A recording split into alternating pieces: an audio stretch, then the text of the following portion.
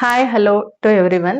Welcome back to my channel. ನಾನು ನಿಮ್ಮ Indrani Dhruvas YouTube ಚಾನಲ್ಗೆ ಸ್ವಾಗತ. ನಾನು ಇವತ್ತು ನಿಮ್ಗೆ ಜೇನು ಹುಳುವನ್ನು ನುಂಗಿದ್ರೆ ಏನಾಗುತ್ತೆ, ನಮ್ ದೇಹದಲ್ಲಿ ಏನೇನ್ ತೊಂದರೆ ಆಗುತ್ತೆ, ಅದಕ್ಕೆ ನಾವು ಏನೇನ್ ಟ್ರೀಟ್ಮೆಂಟ್ ನ ತಗೋಬೇಕು, ಏನ್ ಮಾಡ್ಬೇಕು ಅನ್ನೋದ್ರ ಬಗ್ಗೆ ತಿಳಿಸ್ಕೊಡ್ತೀನಿ. ಆಕ್ಸಿಡೆಂಟಲ್ ಸ್ವಾಲೋಯಿಂಗ್ ಆಫ್ ಬಿ ಅಂದ್ರೆ ಅಕಸ್ಮಾತ್ ಆಗಿ ಜೇನು ಹುಳನ ನುಂಗುದ್ರೆ ಏನಾಗುತ್ತಪ್ಪ ಅಂತಂದ್ರೆ, ಈಗ ಸಾಮಾನ್ಯವಾಗಿ ಹೊಲ ಗದ್ದೆಗಳಲ್ಲಿ ಕೆಲಸ ಮಾಡೋರು, ಹೂವಿನ ತೋಟದಲ್ಲಿ ಕೆಲಸ ಮಾಡೋರು, ಮಾತಾಡುವಾಗ, ಜೋರಾಗಿ ನಗುವಾಗ, ಆಕ್ಲಿಸ್ದಾಗ ಜೇನು ಹುಳು ಬಾಯಿಗೆ ಹೋಗೋ ಸಂಭವ ಇರುತ್ತೆ.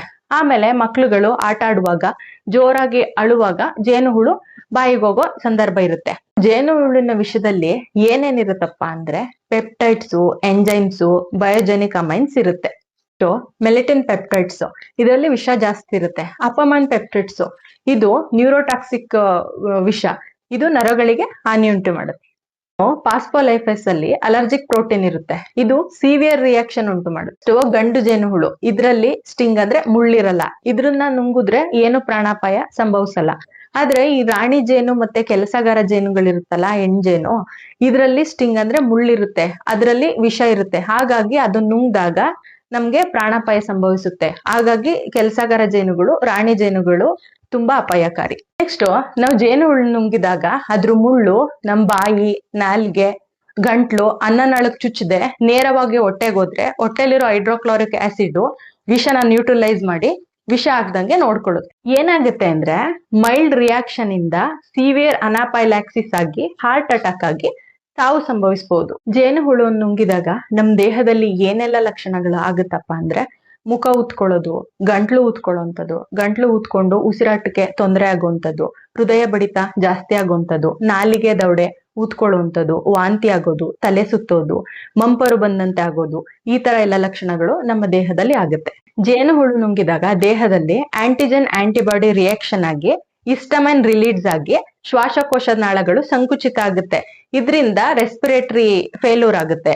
ಮತ್ತೆ ಹೊಟ್ಟೆ ಕರಳಿನಲ್ಲಿ ರಿಯಾಕ್ಷನ್ ಆಗಿ ಹೊಟ್ಟೆಯಲ್ಲಿ ಮ್ಯೂಕಸ್ ಮೆಂಬ್ರೇನ್ ಸಾಫ್ಟ್ ಟಿಶ್ಯೂ ಊದ್ಕೋಬಹುದು. ನೆಕ್ಸ್ಟ್, ಜೇನ್ ಹುಳು ನುಂಗಿದಾಗ ನಾವ್ ಏನ್ ಮಾಡ್ಬೇಕಪ್ಪ ಅಂದ್ರೆ, ಮೊದಲನೇದಾಗಿ ಸ್ಟೇ ಕಾಮ್ ಅಂದ್ರೆ ಶಾಂತವಾಗಿರ್ಬೇಕು, ಧೈರ್ಯವಾಗಿರ್ಬೇಕು, ಆರಾಮಾಗಿರ್ಬೇಕು, ಹೆದರ್ಕೋಬಾರ್ದು. ಹೆದರ್ಕೊಂಡ್ರೆ ಏನಾಗುತ್ತಪ್ಪ ಅಂದ್ರೆ ಹೃದಯದ ಬಡಿತ ಜಾಸ್ತಿ ಆಗ್ಬಹುದು, ಪಲ್ಸ್ ರೇಟು ವೇರಿಯೇಷನ್ ಆಗ್ಬಹುದು, BP ವೇರಿಯೇಷನ್ ಆಗ್ಬಹುದು.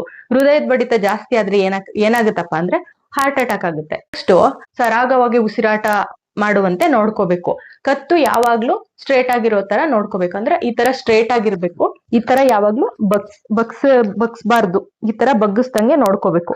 ಯಾಕಪ್ಪ ಅಂದ್ರೆ ಮೊದ್ಲೇ ಗಂಟ್ಲು ಊದ್ಕೊಂಡಿರುತ್ತೆ, ಹಾಗಾಗಿ ಉಸಿರಾಟದ ನಾಳಗಳು ಮುಚ್ಕೊಂಡಿರುತ್ತೆ. ಉಸಿರಾಟವನ್ನ ಸರಾಗವಾಗಿ ಗಾಳಿ ನಮ್ಮ ಶ್ವಾಸನಾಳಕ್ಕೆ ಇಳಿಯಲ್ಲ ಕತ್ತು ಬಗ್ಗಿಸ್ದಾಗ. ಹಾಗಾಗಿ ಕತ್ತು ಯಾವಾಗ್ಲೂ ಸ್ಟ್ರೇಟ್ ಆಗಿರುವಂತೆ ನೋಡ್ಕೋಬೇಕು, ಗಾಳಿ ಸರಾಗವಾಗಿ ಉಸಿರೋಗಿ ಹೋಗುವಂತೆ ನೋಡ್ಕೋಬೇಕು. ನೆಕ್ಸ್ಟ್, ಜೇನು ಹುಳು ಏನಾದ್ರೂ ನಮ್ಮ ಬಾಯಲ್ಲಿ ಸಿಕ್ಕಾಕೊಂಡಿದ್ರೆ ಅದನ್ನ ತೆಗಿಯಕ್ಕೆ ನಮ್ಗೆ ಸಾಧ್ಯವಾಗುತ್ತೆ ಅಂತ ಅನ್ಸಿದ್ರೆ ಅದನ್ನ ನಾವು ಚೂಪಾದ ವಸ್ತುವಿನಿಂದ ತೆಗಿಬಾರ್ದು. ಯಾಕೆಂದ್ರೆ ಮತ್ತೆ ಚೂಪಾದ ವಸ್ತುವಿನಿಂದ ತೆಗಿಯಕ್ ಪ್ರಯತ್ನ ಪಟ್ರೆ ಮತ್ತೆ ಆ ಜಾಗದಲ್ಲಿ ಗಾಯ ಆಗಿ ವಿಷ ಮತ್ತೆ ಹೆಚ್ಚು ವಿಷ ಮತ್ತೆ ದೇಹ ಸೇರಿ ರಿಯಾಕ್ಷನ್ ಆಗೋ ಚಾನ್ಸಸ್ ಇರುತ್ತೆ. ಮತ್ತೆ ನಾವು ಚಿಮಟದಿಂದ ತೆಗೆಯುವಾಗ್ಲೂ ಸಹ ಅದನ್ನ ನಿಧಾನವಾಗಿ ಎಳ್ಕೋಬೇಕು, ಅಮುಕ್ಬಾರ್ದು. ಯಾಕೆಂದ್ರೆ ಆ ಮುಳ್ಳಿನ ಮಧ್ಯದಲ್ಲಿ ವಿಷ ಇರೋದ್ರಿಂದ ನಾವು ಅಮ್ಮುಕಿ ತೆಗೆಯುವಾಗ ಆ ವಿಷ ಮತ್ತೆ ದೇಹಕ್ಕೆ ಸೇರಿ ರಿಯಾಕ್ಷನ್ ಆಗೋ ಚಾನ್ಸಸ್ ಇರುತ್ತೆ. ಏನಾದ್ರೂ ಎಮರ್ಜೆನ್ಸಿಗೆ ಐಸ್ ಸಿಕ್ಕಿದ್ರೆ ಆ ಐಸ್ ಕ್ಯೂಬ್ ನ ವ್ಯಕ್ತಿಗೆ ಚೀಪದಕ್ ಕೊಡಿ, ಮತ್ತೆ ಕತ್ತಿನ ಹತ್ರ ಐಸ್ ಪ್ಯಾಕ್ ಹಾಕಿ. ಇದರಿಂದ ಉರಿ ಮತ್ತೆ ಊತ ಕಡಿಮೆ ಆಗುತ್ತೆ. ತಣ್ಣೀರಿನಲ್ಲಿ ಬಾಯಿ ಮುಕ್ಕಳಿಸಕ್ಕೆ ಕೊಡ್ಬೇಕು. ಮತ್ತೆ ಎಲ್ಲರ ಮನೆಯಲ್ಲೂ ಆಂಟಿ ಅಲರ್ಜಿಕ್ ಮಾತ್ರೆ ಇಟ್ಕೊಂಡಿರ್ತೀವಿ. ಹಾಗಾಗಿ ನಾವು ಸಿಟ್ರಿಜನ್ನು, CPM ಈ ತರ ಮಾತ್ರೆಗಳಿದ್ರೆ ಆ ವ್ಯಕ್ತಿ ಏನಾದ್ರೂ ಕಾನ್ಶಿಯಸ್ ಆಗಿದ್ರೆ, ಎಚ್ಚರವಾಗಿದ್ರೆ ಈ ಮಾತ್ರೆನ ನುಂಗ್ಸೋದು ಒಳ್ಳೇದು. ನೆಕ್ಸ್ಟ್, ಉಪ್ನೀರ್ನ ಕುಡಿಯಕ್ ಕೊಡೋದ್ರಿಂದ ಗಂಟ್ಲು, ದವಡೆ ಮತ್ತೆ ಅನ್ನನಾಳದಲ್ಲಿರುವಂತ ಊತ ಎಲ್ಲ ಕಡಿಮೆ ಆಗುತ್ತೆ. ಮತ್ತೆ ಹೆಚ್ಚು ದ್ರವ ಪದಾರ್ಥಗಳನ್ನ ಕೊಡ್ಬೇಕು, ಹೆಚ್ಚು ನೀರು, ಎಳ್ನೀರು ಮತ್ತೆ ORS ಕೊಡ್ಬೇಕು. ಪ್ಯಾಕೇಜ್ಡ್ ಡ್ರಿಂಕಿಂಗ್ ಇರುತ್ತಲ್ಲ, ಜ್ಯೂಸು, ಅದನ್ನೆಲ್ಲ ಕೊಡೋದ್ ಬೇಡ. ನೆಕ್ಸ್ಟ್, ಮಕ್ಳೇನಾದ್ರೂ ಆಟ ಆಡಕ್ ಹೋಗಿದ್ದಾಗ ಅಲ್ಲಿಂದ ಬಂದು ಬಾಯಿ ಚುಚ್ತಾ ಇದೆ ಅಂದಾಗ ನೀವು ನೆಗ್ಲೆಕ್ಟ್ ಮಾಡ್ಬಾರ್ದು. ಏನಾಗಿದೆ ಅಂತ ಒಂದ್ಸಲ ನೋಡ್ಬೇಕು. ಮತ್ತೆ ನಾನ್ ಮೇಲೆ ಹೇಳಿದ ಲಕ್ಷಣಗಳೇನಾದ್ರೂ ಇದ್ರೆ, ಮುಖ ಊದ್ಕೊಳ್ಳೋದು, ದವಡೆ, ಬಾಯಿ ಊದ್ಕೊಳ್ಳೋದು, ಗಂಟ್ಲು ಊದ್ಕೊಳ್ಳೋದು ಇದ್ರೆ ನೀವು ಅಬ್ಸರ್ವ್ ಮಾಡ್ಬೇಕು. ಅದನ್ನೆಲ್ಲ ನೆಗ್ಲೆಕ್ಟ್ ಮಾಡ್ಬಾರ್ದು. ಆ ತರ ಲಕ್ಷಣಗಳೇನಾದ್ರೂ ಇದ್ರೆ ನೀವು ಇಮಿಡಿಯೇಟ್ ಆಗಿ ಹಾಸ್ಪಿಟಲ್ ಕರ್ಕೊಂಡು ಹೋಗ್ಬೇಕು. ಹೊಲ ಗದ್ದೆಗಳಲ್ಲಿ ಕೆಲಸ ಮಾಡೋರು ಟವಲ್ನ ಕಟ್ಕೊಂಡು ಕೆಲಸ ಮಾಡೋದು ಒಳ್ಳೇದು. ಹಾಗೆ ನಮ್ಮನೆ ಸುತ್ತಮುತ್ತ ಜೇನೇನಾದ್ರೂ ಕಟ್ಟಿದ್ರೆ ನಾವು ಹುಷಾರಾಗಿರ್ಬೇಕು. ಮತ್ತೆ ಜೇನು ಹುಳಕ್ಕೆ ರೆಡ್ ಕಲರ್ ಬ್ಲೈಂಡ್ನೆಸ್ ಇರೋದ್ರಿಂದ ನಾವು ಆದಷ್ಟು ಕೆಂಪು ಬಟ್ಟೆ ಹಾಕೊಂಡು ಓಡಾಡೋದು ಒಳ್ಳೇದು. ಮತ್ತೆ ಹೂವಿನ ತೋಟದಲ್ಲಿ ಕೆಲಸ ಮಾಡೋರಂತೂ ಟವಲ್ ಕಟ್ಕೊಳ್ಳೇಬೇಕು. ಯಾಕೆ ಅಂದ್ರೆ ದುಂಬಿಗಳು ಪರಾಗಸ್ಪರ್ಶ ಮಾಡಕ್ಕೆ ಹೂವಿನ ತೋಟಕ್ಕೆ ಬಂದೇ ಬರ್ತವೆ. ಹಾಗಾಗಿ ಇದರಿಂದ ತೊಂದರೆ ಆಗ್ಬಾರ್ದು ಅಂದ್ರೆ ನಾವು ಟವಲ್ ಕಟ್ಕೊಂಡು ಒಳ್ಳೇದು.